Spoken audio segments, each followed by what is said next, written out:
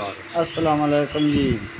मेरा नाम ज़फ़र इकबाल है ते खनाणिया दा मैं मंडी बहुत दिन नज़दीक।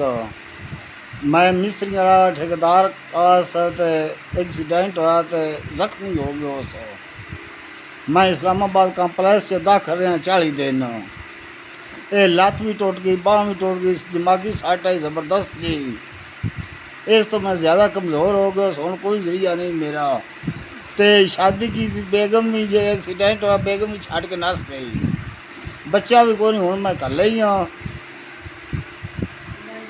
पिंड के बंदे कोई गरीब समझ के मदद करते, काम कर नहीं सकता, लत्ते भी राड़ है, बांह भी राड़ है, दिमागी सट है, इतने पूरा जख्म, बाहर कोई ना, अंदर ही खून सून पाँदा रहा मोनो।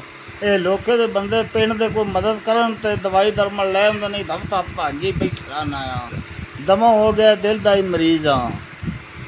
लोके के चार ने मदद करन ते दवाई लै उन्होंने अजे बैठा रहना आ।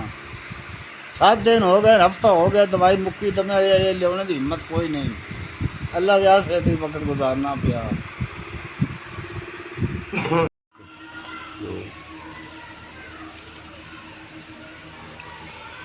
अस्सलाम वालेकुम जी भाई जी, बहुत बहुत मेहरबानी, बहुत बहुत शुक्रिया तुहाडा। 5000 घलियो अपड़ गया है, गरीब बंदा, हालात खराब आन, बहुत बहुत मेहरबानी तुहाडी। बच्चे जी भला होवे अल्लाह।